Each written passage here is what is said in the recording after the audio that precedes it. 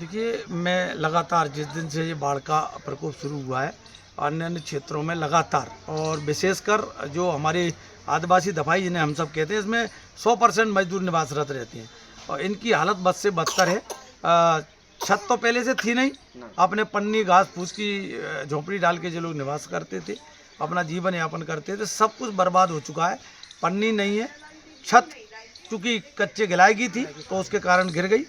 और अब जो वर्तमान में अभी सिरसा दफाई में खड़ा हूँ, अब स्थिति देखिए, इस दफाई की जो जानकारी है, कुछ जगह राशन आया, एक छोटे से हिस्से में राशन बट गया, लगभग 75% हिस्सा बगैर राशन के एक दिन के लिए एक दाने की कोई यहाँ पर राहत सामग्री नहीं पहुँची है।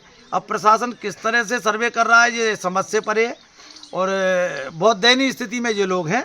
कई माता बहनें मेरे गले से लग के रोती बिलखती देखी गई। मेरा प्रयास रहेगा कि इनको कैसे भी करके कम से कम थोड़ा बहुत राशन मुहैया कराऊं, ये मेरी भी नैतिक जिम्मेवारी है। लेकिन बद से बदतर हालात है। एक और बहुत बुरी परिस्थिति ये है कि जिस गांव में हम जा रहे हैं, अब पता नहीं शासन हर किसान से हर फसल पे बीमा राशि काटता है, वैसे ही कट जाती है उसकी बीमा राशि, उसे पता ही नहीं चलता। लेकिन 1 रुपये का मुआवजा राशि कहीं देने की कोई संभावना दिख नहीं रही है। हजारों बीघा धान खत्म हो चुकी। भूस के कूप जिन्हें कहते हैं, जिन्हें साल भर पशु के लिए अपन जिससे पशु को खिलाते हैं, तो सारे कूप खत्म हो चुके हैं। आप उसका सर्वे नहीं कर रहे। घर में जो अनाज रखा था वो खत्म हो गया, आप उसका सर्वे नहीं कर रहे।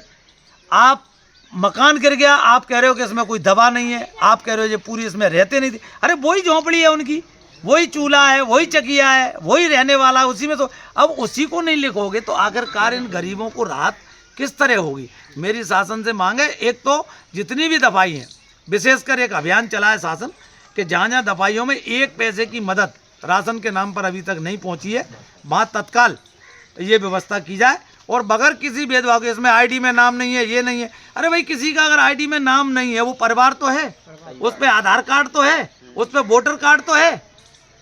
आप बताइए भाई, आप इतने बड़े लोकतंत्र में जी रहे हो, इनके लिए आप जब वोट डालने जाते हो तो आप कहते हो कि आप वोट डालने चलिए, वोट का प्रतिशत बढ़ाइए।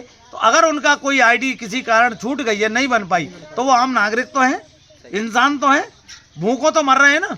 तो इनकी चिंता इस सरकार को करना चाहिए। मैं विशेषकर अधिकारियों से निवेदन करूंगा, आग्रह करूंगा कि अपनी सर्वे टीम को बोलो किसी भी परिवार को न छोड़े, क्योंकि बेचारा कोई धनवान व्यक्ति थोड़ी कह रहा है कि मदद कर दो, ये गरीब ही लोग हैं।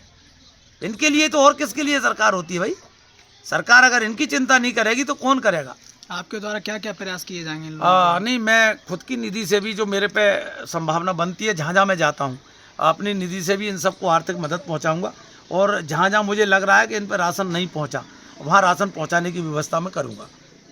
हमसे जुड़े रहने के लिए हमारे YouTube चैनल को सब्सक्राइब करें और नई वीडियो की नोटिफिकेशन के लिए बेल आइकॉन को दबाएं।